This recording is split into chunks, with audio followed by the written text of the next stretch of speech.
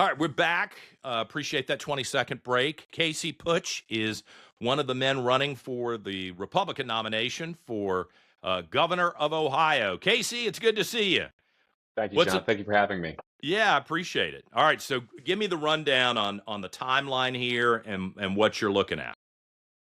Well, we got our petitions. We're going to have them in here in the next week, of course, Hmm. before the 5th. And May 5th is the primary in Ohio, which is Vivek versus me as it's sitting right now. And it has to How happen. many? How many? I just had to do 10,000 last year, and it was a lot harder than I expected to run for lieutenant governor of Virginia. So what are your thresholds to get on the ballot? It's 1,000, but we'll double or triple that just because you know how this Got game is to. played. They're going to want to bounce you off the ballot before you even get in. Yeah. Walk me through your background and tell me why you've decided to take on this high profile role. Especially, Vivek is somebody who's been on the national stage, and, one would have assumed that he would have the advantage from the beginning just because of the Trump connection. So tell me what prompted you to jump into this. Well, certainly. The family background going back to the 1800s, a lot of entrepreneurs and proud military men. World War II, Vietnam, First World War, cavalry in the 1800s. My parents were entrepreneurs. We had a little rural golf course in Northwest Ohio. 6 o'clock in the morning, 10 o'clock at night, 7 days a week. It's like being fancy grass farmers where you have to work with the public the entire time and detail Right. oriented. Okay. So I'm a product of that. You have to be responsible for yourself, and you got to be able to build your own family and your community, and you care about your nation and your future. So, in terms of my own, obviously automotive related, I've done a lot of restoration and racing car preparations. I built the high efficiency diesel Omega car, which you may have seen on Tucker Carlson early last year. It's over 100 miles a gallon, out accelerates my Dodge Viper, has a lower carbon footprint per mile than an EV on straight diesel, and is an No way. affordable. Yeah, Okay. it's actually not that hard to do. You just have to realize the leftist narrative with EVs, it was complete BS from the start, which is one of the things that ended up leading to me here.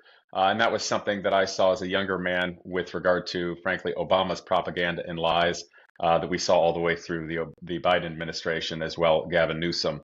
Our industry is by no means going in a direction that has the best interest of the future of the nation or the people. So that was important to me. Also, for the last 11 years, I've done a 501c3 public educational charity called Genius Garage. The purpose of that was I experienced and saw exactly the failings of the American educational system, especially college, and wanted to make a skills bridge for young people, thinking if I'm going to be involved with cars and airplanes anyway, I should do it in a way that matters. And it's worked from day one. It's practical experiences. We have everything from mentors from fighter pilots to CEOs, and we build ex-pro level racing cars, airplanes. And my students get hired everywhere from Ford, GM, Tesla, Lockheed Martin, Marathon, and whole hosts of startup companies and high performance car and aerospace stuff. So it's really, really great. And then also the thing I've been doing the last year and a half is prototyping watches, building mechanical watches to build a little company, even prototyped one that meets the NASA requirements for astronauts and potentially the Artemis missions. Because obviously with tariffs, that's supposed to, in a sense, incentivize us bringing manufacturing back to the United States. Now, with regard to those three things that I've done that really I consider my life work to make the future better, the walls are closing in. And we live in a society, country, and state right now where there's no support for, frankly, anything good or building anything for the betterment of it, from education to industry across the board. And I would say it's fair to say that all people feel that we're all living in that scene from the first Star Wars where they tried to escape through the garbage chute and the walls are closing in.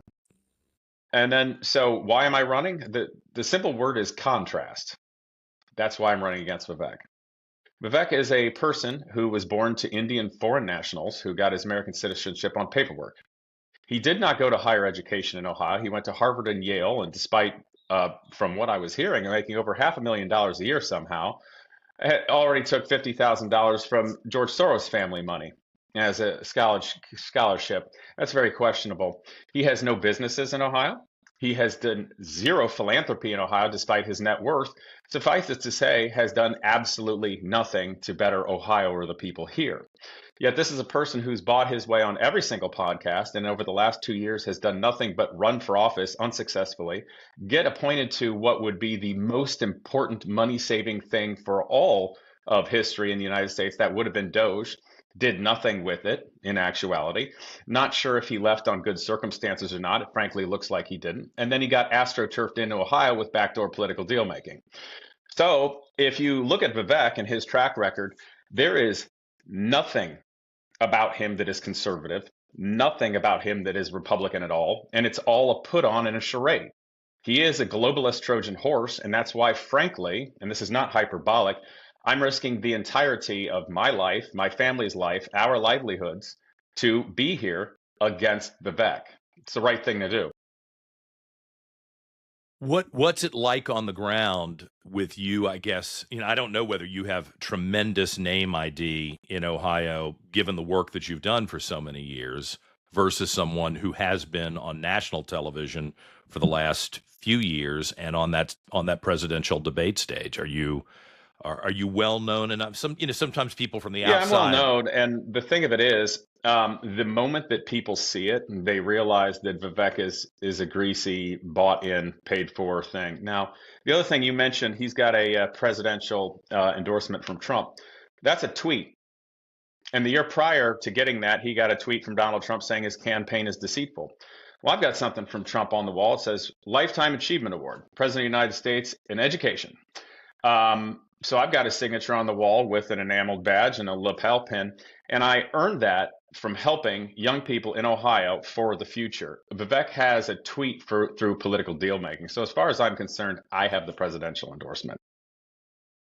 How do you win in Ohio? Is this a ground game, or is it similar to Virginia, where it's all about money and you've got to saturate, uh, certain areas where you got big TV and radio that cost a fortune? Correct. The game of it being all money is absolutely accurate, which I'll hint at in a moment. But also, we are at a moment in history that is different from any of the political normal environment that we're accustomed to. Effectively, historically speaking, we're a nation in crisis, and we're at a fourth turning. And what has happened right now that I've seen, which is incredible because it's not something one can plan, they just end up in this position. Vivek represents bought in, paid for establishment elite, managerial class. The nation doesn't want that anymore because it doesn't work. No one cares if it's left or right at this point because there is nothing about him that is real, nothing about him that is genuine. He's produced nothing, he's built nothing. People see it, they feel it, they know it. I am the stark contrast to him in every way. So what's happened is the backlash is tremendous, which has happened on social media first. Vivek quit Instagram and X because the backlash was tremendous. Of course, he tries to pin it on everybody for being racist, which is funny because that is a typical leftist talking point, which he's also used in his AmFest speech as well as his New York Times leftist article, which was originally entitled "What is an American?" And then after facing tremendous backlash, because everybody's tired of what's called an anchor baby telling Americans what an American is, he changed it to be a title reflecting that if you don't like Vivek just because he has a terrible track record, you're racist and you're probably a groiper with Nick Fuentes, which is very silly. But with regard to money, that's what I have seen. And even the people of high standing and stature within, shall we say, the Republican Party or even at higher national level, I'll leave it at that want to support. I mean this in the nicest possible way, in no way as a negative or dig, but they have no courage. Because they said to me flat out with years of experience, Casey, it just comes down to money. And everybody only wants to see if you can raise money or not. And when you look at the entirety of the GOP at the state level and what's going on and what it has, it is only bought and paid for. Anybody can buy their way in, which is exactly what Vivek has done. He's a paper billionaire that's created nothing for anybody. So unfortunately, we're at a very unique time in history where things are turning. It's a nation in crisis, and people don't like the past things that are happening. But unfortunately, money still rules. So we're gonna find out what happens. But unfortunately, both political parties are so entrenched in where they're going that they're out of touch with the people and they don't understand what's happening. So that's a pretty scorching indictment from your perspective on Ramaswamy. If you Oh, get it's this horrific. if you get this nomination, what do you talk about that secures you a win as governor of Ohio? In Virginia, Abigail Spanberger and the press went along with it. Affordability was the issue that she talked about. All the polls did show that people bought into that. They don't like the fact that prices have gone up. I think we could make the argument the Democrats caused much of that, but that didn't work. And maybe we didn't sell it the right way. So, what do you do, and what are the issues that you think will motivate voters to come to you as the Republican candidate if you get that in Ohio? Voters just want to be able to live and believe they have a tomorrow, afford a home, not having skyrocketing prices, and not watch themselves be completely sold out to billionaire tech bros corporations. This happens in a myriad of ways. The data centers coming in, they've basically been slipped in under the cover of the night through NDA forms, through weak leadership as a stopgap measure because there was no good foresight years ago when we got into this international arms race of data and computing. So with them being here, they're in 10, 15-year tax abatements. Nothing comes in that way. They use absurd amounts of electricity, spiking all of our electricity bills massively, and they use ridiculous quantities of fresh water, with obvious concerns relating to Lake Erie, the Ohio River, and our aquifers for farmers, which obviously bring in environmental concerns. With the tiny amount of maintenance jobs they create, they're only a net loss to all the people of Ohio and frankly a leech. That has to be looked at firmly. I'm not putting a brakes on thing, but if we're going to have industry of any kind, it has to be a net gain for the people of Ohio and not just a leech to leverage them out. The other thing is, I know this is a federal issue, but H-1Bs is the tip of the iceberg. So 70 72% of H-1Bs are cheap Indian labor. The rest of the majority come from China. Vivek very clearly, with parents being foreign nationals, wants to facilitate that because that's a way for corporations to profit hundreds of millions of dollars quickly while completely obliterating the job market for young Americans who have done it right. Not only having competition that is not fair or in the best interest of them or the state, otherwise just saving money for corporations, it also lowers the wages, period. There's nothing else to it than that.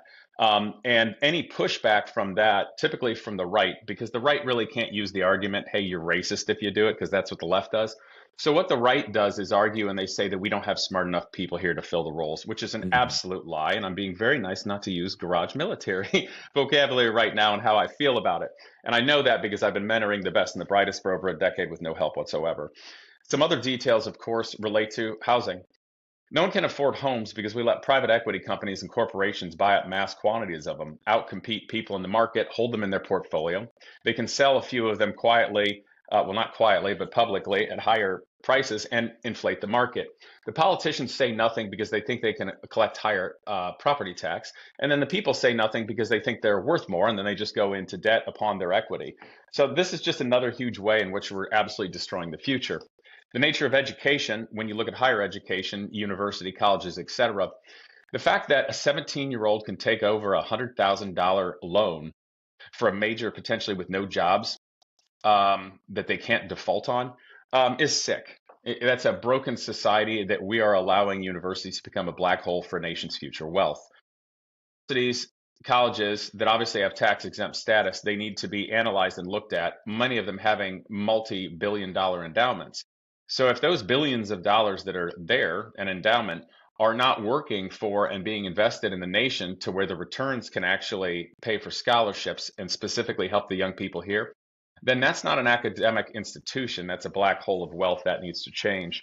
The other thing is understanding education at K through 12. All we do is keep lowering standards and lowering standards. And I realize there's differences in funding of various schools and people of demographics. But when you lower the standards for one group of people over another, you dehumanize them. So the issue with K through 12 largely is that the standards cannot continually be lowered. We can also not keep putting pressure on the teachers thinking that's going to help it when all that's going to do is drive out the good ones. The teachers need to be supported, and the government needs to have the courage to actually hold the standards there. There also needs to be full transparency with curriculum to all public schools so that doesn't create political radicalization and obviously political infighting from one side to the other, thinking that strange things are happening to their students. When also there's environments that teachers end up having rights beyond parents. That cannot happen in any way, shape, and form. So the difficulty across the board is just that, and respectfully, and I think you know this because obviously you're conservative, and so I am, and so am I. Clearly I vote Republican. I supported Donald Trump every time I donated his campaign. I'm proud of my Lifetime Achievement Award from him, but I was very critical of him earlier this year as well, and I think that's important that we do it.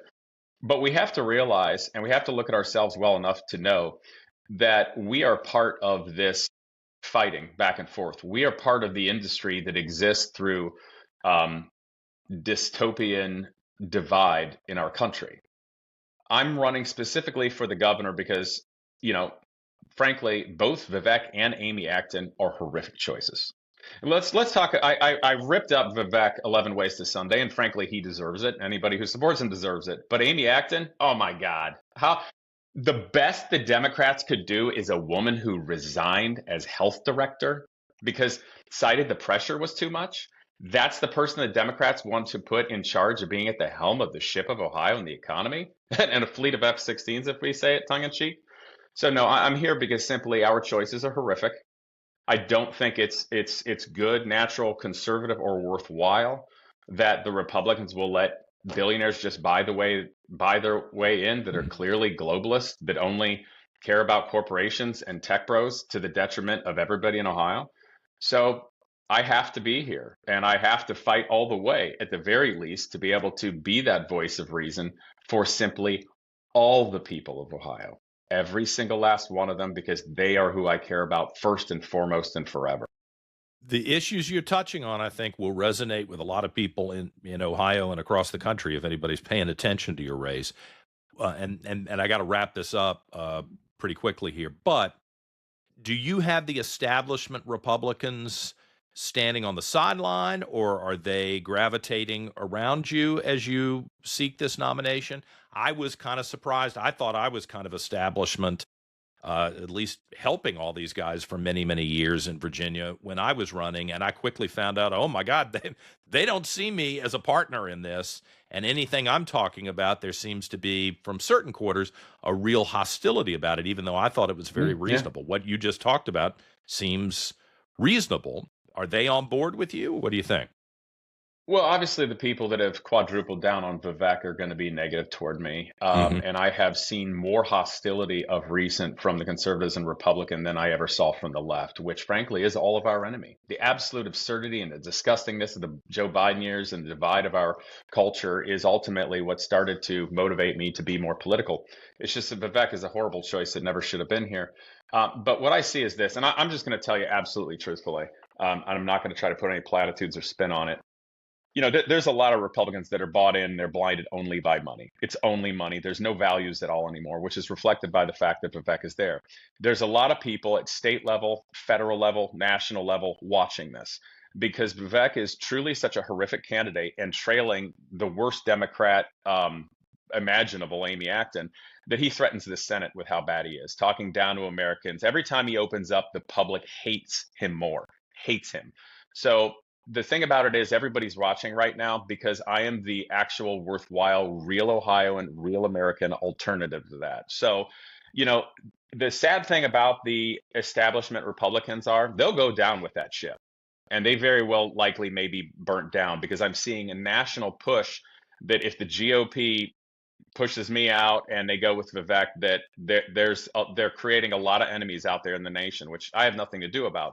So what I'm doing is creating the real let's think about actual American Ohio alternative. So the big players are looking at me going, when Vivek passes a threshold of hatred toward him, that's when I think they're going to go, okay, we better start talking to this Casey guy or we're sunk. And that's where it's at. Well, I'm glad to get the chance to talk to you. I mean, this is exciting to be I'm able to honored to be look at here. what's happening, and I hope that we'll be able to share this certainly across the East Coast and in Ohio. Casey Putsch is running for the Republican nomination for governor, and that will be decided, you say, in May, right? So we got Yes, a sir. little bit of time here. Casey, I really appreciate the chance to talk to you. Thank you. I'm genuinely honored. Thank you for having me. Thank you very much. All right, so that's interesting. Coming off of a statewide race here in Virginia to talk to Casey and hear where he's going, what he's dealing with, and the issues that he's trying to articulate. I think we got to a place in that conversation where he hit some hot button issues, which will certainly motivate a lot of conservatives, right? At least to fully examine him. And I can't say he's wrong on those issues, right? I mean, and even a bunch of Democrats are going to say that the equation in college. And I think that's a potent issue. I wish we had talked about it more here in Virginia about getting a degree that doesn't pay off. You wind up in debt. The colleges don't give a damn. They kind of wash their here's your diploma. Good luck to you. And meanwhile, they're sitting on $1 billion, and they don't have to answer for creating this environment in which people can't function going forward. So I think that will resonate, maybe with a demographic that isn't normally interested in Republicans, maybe, that 20 something, early 30s they're beginning to realize, oh my God, I was sold a bill of goods here and I have a degree that's not accomplishing anything and I'm in trouble. And who's responsible for that and how do we get out of it? That may be, take a note about that because that may be an important issue to really explore going forward. All right, let's take a quick break and we'll come back and let's talk to the sheriff in Chesterfield County here in Virginia, a guy named Carl Leonard. I've known him for years. He's tough, and he's been around in law. His entire career is in law enforcement, and I wonder what his reaction is to what's happening on the streets in Minneapolis, the political component to that, and then I'm really worried that we're going to see this here in Virginia, especially now that the new governor, Abigail Spanberger, has pretty much said, "Hey, we're a sanctuary state." And I'm finding out that they're doing all these trainings to kind of replicate the hostility in Minnesota, in Virginia, potentially. We'll get his take on it when we return on the Reid Revolution.